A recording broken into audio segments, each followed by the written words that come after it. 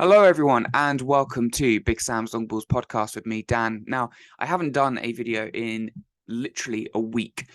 7 days ago, I was sitting here pleading with Liverpool, saying, can we beat Manchester City? And a week is a long time in football because we actually did the seemingly impossible. We beat Manchester City. It was amazing. It was incredible. The atmosphere was the best it's been at Anfield in a long, long time. Every single Liverpool player, to a man, was exceptional. And a player that I'd put down a lot, someone like Joe Gomez, I held my hands up. I said, you know what? Maybe I was wrong about this guy. Maybe he could be a top level player for Liverpool because he absolutely had Erling Haaland in his back pocket. Virgil van Dijk looked back to somewhere near his best. Mo Salah was incredible up top. Diogo Jota was fantastic, and that was the real downside of the game. Seeing Diogo Jota being carried off the pitch on a stretcher. That was a real downside. And as the weeks progressed, we've obviously learned previously that Luis Diaz is going to be out for quite a long time. We've heard that Diogo Jota is going to miss the World Cup. I have a feeling he's probably going to miss the rest of the season, personally. I hope not, but that's just how I feel. And then we went into this game against West Ham. It was a crap game, let's be perfectly honest. We probably shouldn't have won. But who cares? Who cares? We got a second victory in a row. I think maybe that's the first time this season in the league. We kept 2 clean sheets, and that's definitely the first time this season. No injuries, seemingly no injuries in that game. We even managed to take off Thiago and Darwin Núñez with half an hour to go. Bearing in mind that we had Nottingham Forest first thing on a Saturday afternoon. Darwin Núñez himself looked fantastic, led the line, played on the last shoulder of the defender, broke the record for like the fastest player in the Premier League history, maybe. He was rapid, he was a monster. Maybe things would be going well. And then suddenly we hear the two dreaded words, muscle injury, yet again. And Darwin Núñez might be a doubt for the game against Nottingham Forest. I thought to myself, nah, there's no chance. There's no chance. We brought him off with half an hour on. Even if he doesn't start, you can keep this 4-4-2. It's Nottingham Forest away. Let's be perfectly honest, and I don't want to be insulting to Nottingham Forest here. They're not a top-level side. They are rock bottom of the league for a reason. They've literally bought 2 new teams. They're not gelling. They're a bit of a mess at this moment in time. We all like Steve Cooper. He seems to be a pretty decent coach, but the likelihood is Nottingham Forest will get relegated. So even if Darwin Núñez isn't fit enough to start, you could chuck a Mo Salah up there next to Bobby Firmino and then have Darwin Núñez back for the final 15, 20 minutes if really need be. And then I wake up on a Saturday morning, optimism, hope in my heart that we're going to go make it 3 wins from 3, because really we should be doing that at this point in time. And then I hear that Darwin Núñez is out. Doesn't even make it into the squad, he's out. Okay. And then the big shock. Well, should it really be a shock at this point in time? But Thiago Alcantara are probably, barring Alisson Becker, or certainly our most influential, our most important player, barring the goalkeeper, Mr. Thiago himself was out, not because of a muscle injury, thank God, but because of an ear infection. And at that point, I fell to the floor in actual hysterics. My girlfriend was rather worried, thinking she would have to take me to hospital because I was having a mental breakdown. An ear infection? Are you taking the piss? An ear infection? Jesus, this club is ridiculous, and I was livid. Well, first of all, I was laughing hysterically. I thought this is a joke. I had a mental breakdown. Then I got quite angry, maybe unjustifiably angry. Now I've had 24 hours to calm down and go, an ear infection. Okay, it can be very painful. It can affect your balance. So maybe Thiago, was justified in not playing. I accept that now. But 24 hours ago, not so much. I'm kind of glad I didn't make a video because I would have made a very, very big fool of myself. I was livid. I was convinced that maybe it was his wife's birthday and he was just having a jolly, just a nice, lovely day out. He couldn't be asked. And that's how it's getting to now as a Liverpool fan. Whenever I hear that so-and-so has an injury and they're going to miss this game or they're going to miss the next 2 games, I don't believe it anymore. I don't. I just think that they just fancy having a day off. And if they were in my line of work or your line of work or anyone else's line of work, they would have been sacked by now. Absolutely been sacked. Bunch of bloody sick notes earning 100, 150k a week. Absolute piss takers. So I was livid before the start of the game. Absolutely livid. Drop us a like and subscribe, by the way. It will certainly cheer me up. The team sheet was hilarious. James Milner at right back, which, to be fair to him, he was one of our better players. Joe Gomez and Van Dijk, which again always scares me. Joe Gomez was fantastic against Erling Haaland. Hold my hands up. I didn't think it was possible. But The game against West Ham showed Joe Gomez for me. If you just lump the ball in the air, Joe Gomez will, where is it? Ain't got a clue. Does not have a clue. A game against Manchester City, now this might not make much sense, is easier for someone like a Joe Gomez. It's tight, compact team that we've got. Play a slightly deeper line, and you're just focused on just defending, last-ditch defending against Erling Haaland. Now, he did brilliantly. And so did Virgil van Dijk. But in games where we are expected to win, not where we're the underdogs and we can just sit back, but games where we are expected, play on the halfway line, play good football out from the back, he ain't got a clue. He's not got a clue. He's useless. And we saw that yesterday against Nottingham Forest. We saw it for the goal. We saw it against West Ham where they should have equalised. Where they should have scored a couple of goals against us in that second half. He's rubbish as a centre-back or a right-back. He's clueless. I'm sorry. He absolutely is. But you're seeing him and Van Dijk playing. Robertson's back. Okay. Then the funniest part, Fabinho and Curtis Jones as a double pivot. It's even 24 hours on. I felt like I was having an aneurysm when I read that on Twitter, the Liverpool page. It's just a way to really mess up your weekend, isn't it? When the Liverpool team news comes in, you always get excited, as I'm sure you do at any fan base, whether you're a Liverpool fan or not. But I can't think of any other club or a top six or a big club that we're meant to be, where you know that the starting 11, there's always going to be something which is ridiculous. And then you look at that bench and it's horrifying. There wasn't one attacker on the bench, although we had the return of Alex Oxlade-Chamberlain, who, by the way, came on for 14 minutes and touched the ball once. So I'm really glad that he's back to earn his 120k a week. So double pivot of Curtis Jones and Fabinho. We all knew before the start of the game that we were done. That's where the game was going to be lost for Liverpool. Fabinho, he can't run at this point in time. Happy birthday to you, Fabinho, by the way, today. Turns 29, although most of us, or I certainly felt, he was going to be turning 39 today. It's absolutely shocking what has happened to this man. Past number of years, you can argue who's the best midfielder in the world, who's the best player in the world.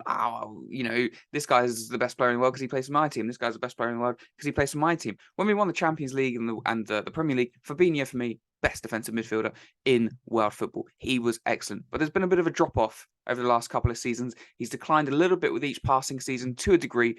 Last season, he was fantastic.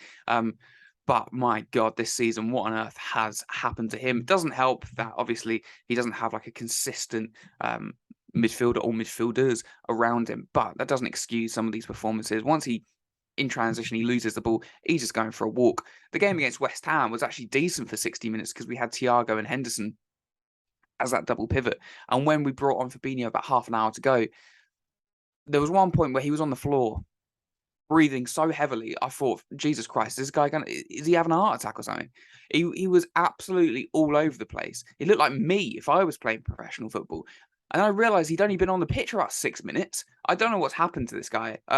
Maybe I shouldn't go in on him. Maybe I feel bad. Maybe he's just been overworked, overrun, without real rest and rotation. But that does come down to a mixture of Jurgen Klopp and his tactics and lack of squad depth. But also, the main thing is it always falls down to his FSG. Unwillingness to spend, unwillingness to have any real ambition. Champions League is the ambition at this football club.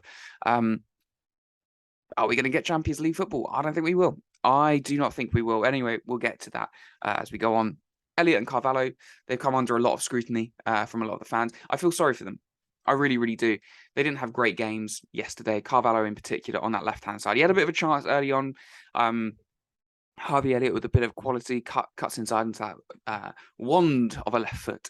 And Carvalho with a fantastic touch. He should have absolutely buried it. But other than that, there was nothing for him. He couldn't really get into the game. Elliott was one of our better players. But the thing is, they're both 18, 19, something like that. I don't know. They're kids. At the end of the day, they are teenagers. They should not be being thrown in to these situations. Same with Curtis Jones. He's 21. He's not, for me, he's not a central midfielder.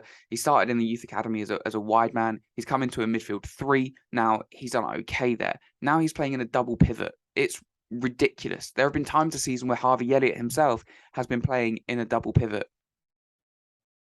Look, I can go in on Curtis Jones. He was awful yesterday. He was absolutely laughable. He was just strolling around the pitch thinking he was the dog's bollocks. But Harvey Elliott and Carvalho in particular, I'm not going to go in on them.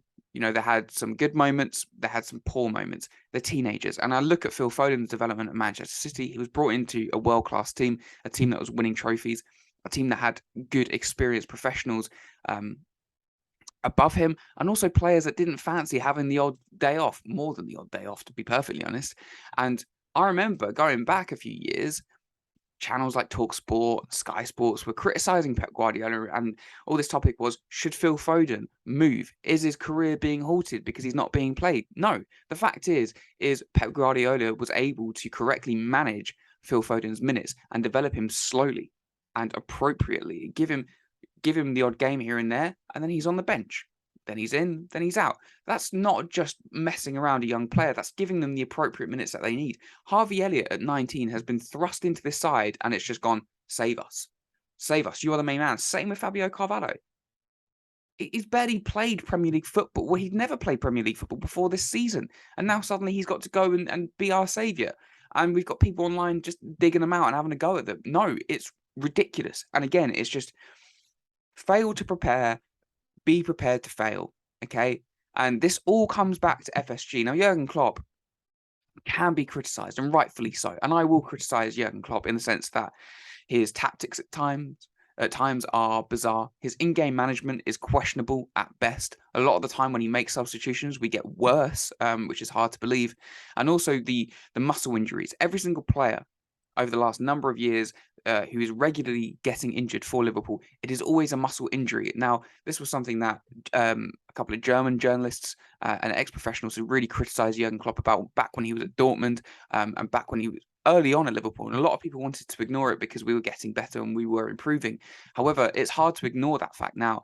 The amount of injuries that we seem to be getting seem to be down to the training regime. So that's something that Jurgen Klopp needs to look at. And also the excuses. I don't want to hear the excuses anymore because, if I hear him blame the wind one more time, I swear to God. But all of this stuff you can criticize Jurgen Klopp for, absolutely, because he's a human being and he will make mistakes. All managers in world football make mistakes. But what we know is he's a bloody good coach. He's a world-class manager. He has built this team really from the ground up. And I would much rather get rid of every single one of these Liverpool players, barring probably Alisson, than get rid of Jurgen Klopp. I really, really would. And this all just comes back down to FSG. Now, I know a lot of people will say, but we signed Darwin Núñez for a lot of money. We also sold Sadio Mane. We let Divock Origi go for free. We sold Minamino. We sold 3 attackers. We brought in 1. That is the FSG model. That is the FSG policy. We have gotten to such a bad state now that it's not a case that we can just bring in the odd young player here. A few years ago, when we won the Premier League, when we won the Champions League, that was the time to really invest. That was the time to keep rebuilding. I think we've signed 2 midfielders, maybe in about 4 years. I might be wrong there, but I think the last midfielder that we actually signed was Thiago himself, and that was 3 years ago. It's just mad to me. It's the engine room. It really is the area where Liverpool have needed to rebuild for an awfully long time, and we've just left it and neglected it for such a long time. And I don't understand this policy, whether it's from FSG, whether it's from the transfer committee, whether it's from Jurgen Klopp himself. I don't know. But from a team that's pretty stingy and doesn't really want to pay the big bucks, we could have, we scouted the likes of Jude Bellingham a long time ago, Moises Caicedo, Matheus Nunes at Wolves this season. We've scouted so many players. I could do a whole video on central midfielders, and I might do a little bit later on some players that we do need to sign. And we could have signed them when we were on top. 5 million here, 20, 30 million here. Now, to get any one of these players, it's going to be around about 100 million, probably each. It's just bonkers to me, this transfer strategy from Liverpool, because we're not saving money. We're just costing ourselves so much more. And this is a rebuild now. It absolutely is a rebuild. I think to get anywhere near where we were, 300 million, that midfield needs a rebuild in and of itself. We need a new defensive midfielder because Fabinho looks shot to pieces. He absolutely looks finished at this level. We wanted the lad from Monaco who went to Madrid, so we were willing to spend 80 million. We knew that area needed so much surgery that we were going to spend 80 million on a defensive midfielder. And when we couldn't get him, it was a case of, oh, well, we don't need anyone now. What? That's just bonkers. So we need a defensive midfielder. We also need a right-sided midfielder, a Jude Bellingham. Now, Jude Bellingham is going to cost 100 million, minimum. Now, I personally, even at the start of the season, go back to some of my other videos, I didn't really believe that the Jude Bellingham stories or the hype in the sense that he was a guaranteed player to be at Liverpool. And look at the season that he's having right now. He'll be nowhere near a Liverpool player this time next year, unfortunately, because at best we will be Europa League, and I'm starting to doubt we'll even get Europa League at the end of the season. Jude Bellingham, he might be 19 or 20 at the start of next season. He's not going to want to regress. He's not going to want to leave Dortmund to go play Europa League or Conference or no European football at all. So Jude Bellingham for me is a no-go straight away. We need a defensive midfielder. Look, some people will say no, English player. Someone like a Declan Rice. He came to Anfield the other night and he man of the match performance. He was fantastic. But to get him, it's going to be about 100 million itself. To get a Jude Bellingham, if we want a Jude Bellingham, 120 million. That's over 200 million just to get two midfielders. Defence needs a proper sort out. I don't think Joe Gomez is good enough at this level. Joel Matip, he's been a brilliant servant at this football club. He's wonderful when fit, but he's getting older. He's got poor injury problems. Virgil van Dijk is another one. He's nowhere near the level that he was at a few years ago. He's nowhere near close to being the best the best centre back in world football. And I don't really know what's gone on with him, because you watch him in press conferences, you watch him post-match interviews. He does not care. He doesn't give anything. And I'm starting to feel that actually he's just completely saving himself for the World Cup. Maybe that's a bit of a horrible thing to say, but I'm starting to feel that with a lot of these Liverpool players. We saw first game of the season away at Fulham, Jurgen Klopp for the first time in 7 years at this football club come out and said that he questioned the mentality of these players. He also said that this wouldn't be happening again. Now, I would argue, barring 1 or 2 games, this has happened in every single league game this season, the same performance. Players are unwilling to make challenges. Players are unwilling to put their bodies on the line. Now, I don't know whether this is a real regression from the likes of Fabinho, from the likes of Van Dijk or whatever, or whether both of them, along with other players, have gone, you know what? This is our opportunity now to go and win that World Cup. And maybe if you throw into the fact that they've won the Premier League before, they've won the Champions League before, that they're going, we've never won the World Cup. We might not have even played in the World Cup before. I know Van Dijk certainly hasn't. So they're putting all their eggs into this basket of playing international football next month in Qatar. Now, if that's the case, I can't forgive that as a Liverpool fan. We don't know if that is the case. That's just me absolutely guessing. But if players are just going through the motions at Liverpool Football Club right now, being paid an absolute fortune because they've got bigger and better things on the horizon next month, I don't want to see them back at this football club after the World Cup. Like, genuinely. I don't care if it is Virgil van Dijk. If he's put Holland above us, if he's just going through the motions and going, I'm just going to waste the season at Liverpool, but if I win the World Cup or if I get far in the World Cup, it's worth it. Out the door for me. Certainly not vice captain material. It's absolutely shocking. I don't know what the situation is at Liverpool. We know that injuries have caused so many problems, and we need to, or someone at this football club really needs to look at the training methods, because it seems to be happening. We do have double training. It's very, very intensive. We know that under a Jurgen Klopp, but the team looks knackered. I've never seen a team start games looking exhausted, and we have done pretty much every single game so far this season. The players look on their arse after 10 minutes. So something needs to change there. We just have to get to the World Cup. This World Cup could be a blessing in disguise, but we've got, I think, 3 more league games, and we've got 2 more games in the Champions League. We should qualify for the next round of the Champions League. We should. But whether we will or not, God knows, because we should have beaten Nottingham Forest yesterday, on paper at least, not on based on performance. We've just got to get to January. Hopefully, no more injuries, and then there's no excuse from FSG. They've got to go out and spend. They've got to spend big. 150 million now. Now, I'm not a fan who has been demanding 100 million pound signings. Ever. I'm happy with a 8 million Scottish fullback from Hull City that no one really knows anything about. Those are the signings that I love and I've wanted, but we're not even doing that now. We're not signing the big name players. Okay, we never have done. We're scouting. a load of talented players, but then we're not even signing them either when we can get them for 15, 20 million. It's just bonkers at this football club right now. So for me, we just need to get to the World Cup, whatever position we are in, and we need to spend big, either in the sense we need to go and sign one or two top draw players, or we need to go out and go and get some reinforcements and stop living in this world where, Naby Keita and Alex Oxlade-Chamberlain are back. No one cares. No one cares. They're always out injured. They're always rubbish anyway. So, the big problem at this football club is FSG, and I really, really hope that those who live in Liverpool, those who get the privilege really to go to Anfield regularly, not people like me. I know certain fan bases, certain people within this fan base will look down on someone like me because I'm not from the area. I don't get to go to the games. Also look down on people who live abroad and spend a lot of their time, getting up in the early hours of the morning to watch this club that we love. But of course, that doesn't make us proper fans to certain people within this fan base. So maybe those people who think they are above us, when they go to Anfield next, rather than just sitting there completely silent for 90 minutes and not offering any sort of atmosphere, perhaps they could protest, or perhaps they could start to ask these questions about the ownership. No, I'm not saying protest to kick them out, but let's make some noise to show that we are very, very unhappy as a fan base. Because if we all support Jurgen Klopp, that a lot of them seem to claim that they do, I don't understand how you can be happy with the greatest manager that we've had in the Premier League era has been completely abandoned in the transfer market by this ownership. A lot of you, I think, support FSG and not this manager and not this football club.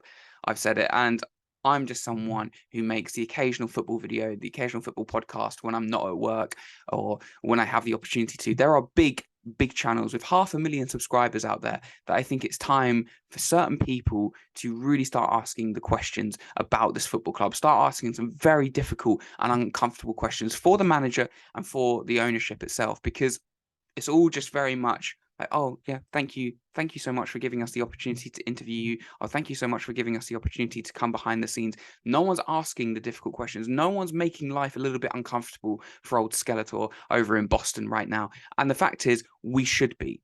We really, really should be, because FSG, they're bringing us back down to that Europa League mid-table level, and it's not acceptable. Nowhere near, because good God, imagine if Jurgen Klopp was to leave, either be sacked or walk away from this football club. Imagine another manager coming in with FSG as the ownership. Forever forget the idea of winning the Champions League or the Premier League ever again. It would just be a complete pipe dream. And then we'd have another 30 years of just constantly living in the past that I've spent the majority of my life doing. So, bit of a random video, this bit of a rant.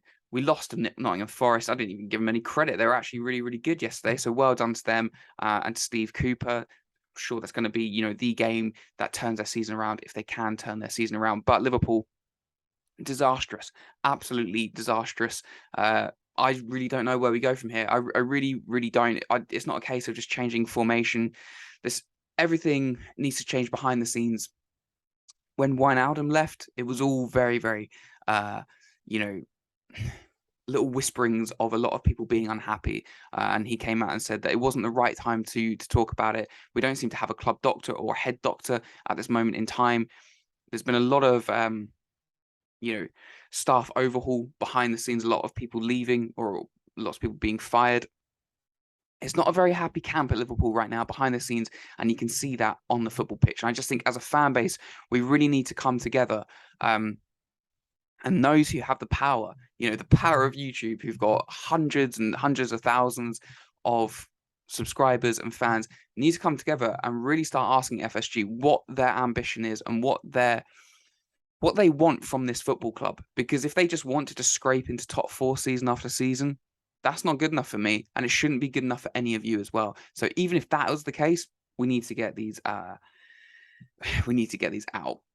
massively. We can criticize the likes of Arsenal and Manchester United fans for some of their protests, but it's worked. Look at them now. Ownership is spending money, and both clubs look like they are moving in the right direction, whereas we have absolutely stagnated, and we're just going to keep falling backwards. And it's about time that certain people within this fan base who do have more power then the likes of me and the likes of a lot of you, they need to start stepping up and really start asking big questions of this ownership. So yeah, anyway, if you enjoyed this video, give it a like, subscribe for more, cheer me up after yesterday's performance, and let me know in the comments down below, what do you think is needed to improve this football club. Yeah, cheer me up, guys. Cheer me up. So yeah, I hope you enjoyed the video, and I'll see you very, very soon. So thank you so much for watching.